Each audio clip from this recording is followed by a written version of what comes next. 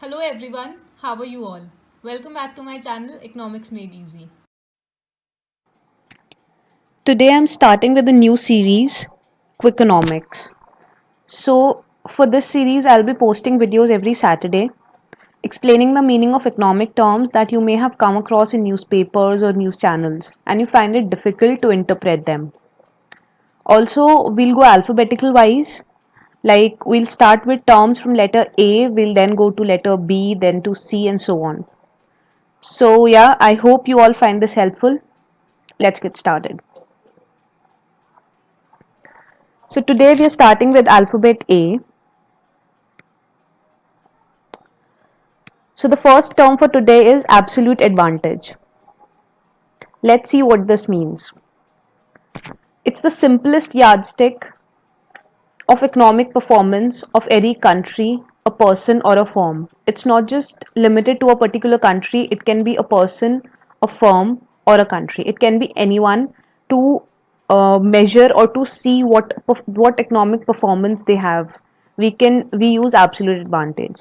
So you of course would have heard on newspaper, like in newspapers or on news channels, that this country has an absolute advantage or that country has an absolute advantage.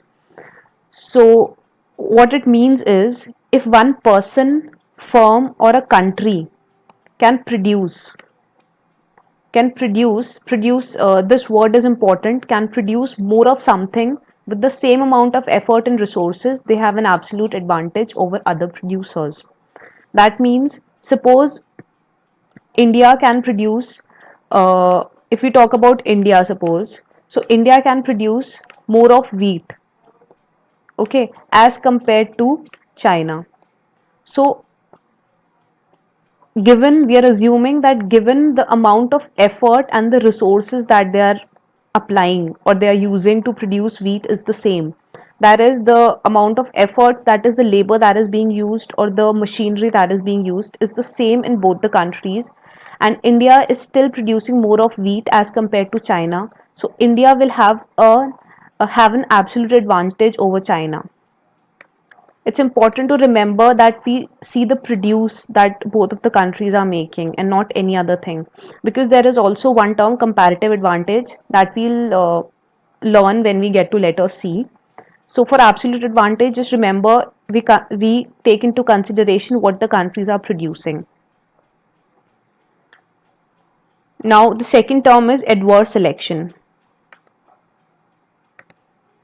So this is mainly in case of insurance. When we talk about insurance, we come across this term a lot when we talk about insurance.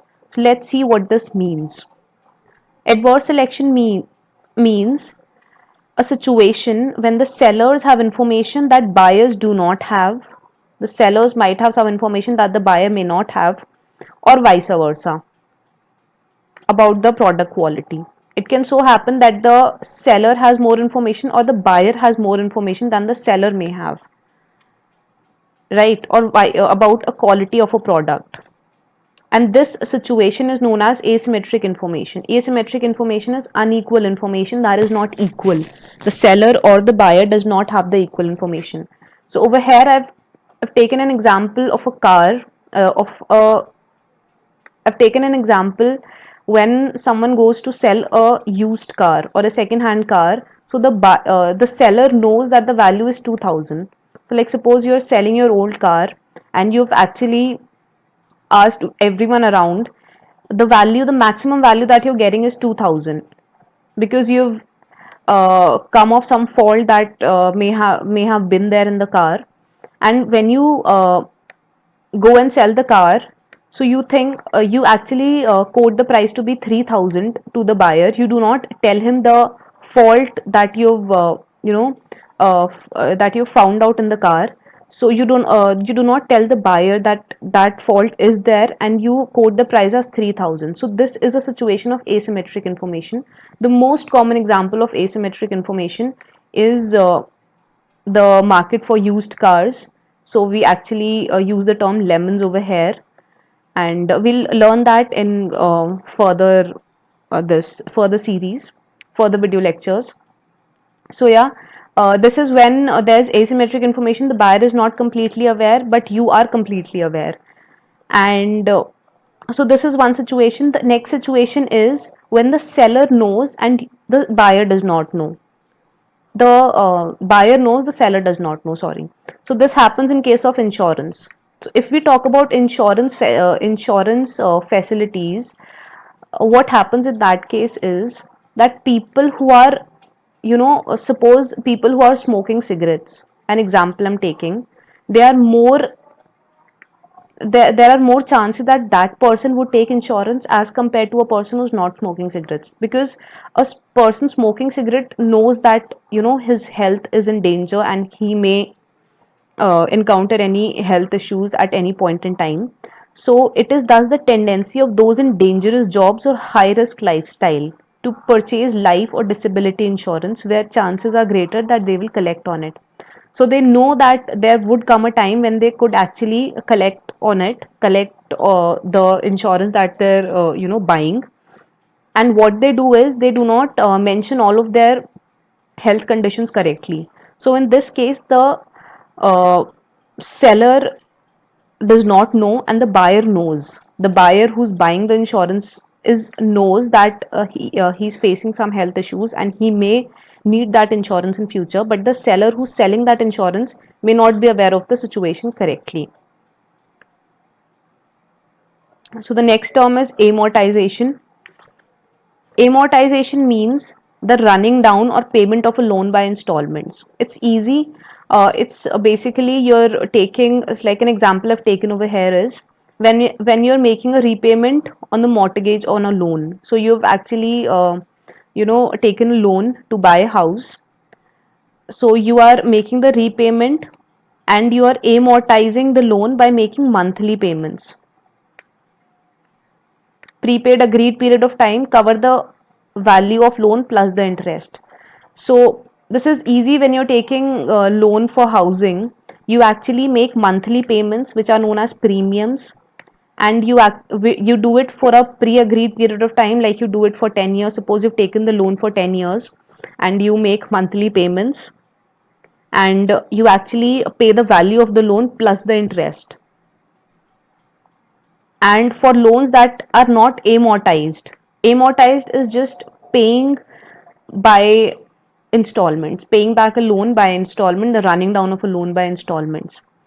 So with loan that are not amortized, the buyer pays only interest during the period of loan and then repays the sum borrowed in full. So when it's amortized, what you do is you pay the monthly payment that includes the amount divided into 10 years, suppose, plus the interest at the same time. But when your loan is not amortized, what you do is you only pay the interest for the 10 years and then you pay the entire sum amount that you've borrowed in full after 10 years. So it's easy, there's nothing much of it. The last term for today is appreciation. So, as the term suggests, appreciation is that you're applauding someone, you're actually giving a good feedback, maybe. So, that appreciation, in normal term, appreciation means that. In economic terms, it means the increase in the value of asset over time. If there is increase in the value of asset over time, that means appreciation, right? So we have studied in accounting that land does not depreciate, the value of land does not go down. So we can say that the value of land appreciates over time because it does go up. So any asset whose value is increasing is appreciating. Speaking in terms of currency, when the value of the currency rises relative to the other, it appreciates. We see news like rupee has appreciated, so that means its value has increased relative to US dollars, right? Now this increase can occur because of reasons, of course. It could include increased demand or weakening supply. If there is an increased demand of a product, of an asset, then the value will appreciate. It's of more value to the economy. Then if the supply is short and the demand is high, so that that also leads to appreciation of value or increase in the price. It can also it can also go up as a result of change in inflation or change in interest rates. And this is the opposite of depreciation. Depreciation is decrease in the value over time. So we know depreciation in accounting. We also study depreciation, that it's decrease in the value of any asset over time, and opposite of it is appreciation. So this is what appreciation means. So that's all for today. I'll come up with a new video in the same series on next Saturday, and we'll learn some terms that are related to letter B or that start with letter B. Till then, keep learning. Also, do subscribe to the channel, like the video, and share if you find the content helpful. Thank you.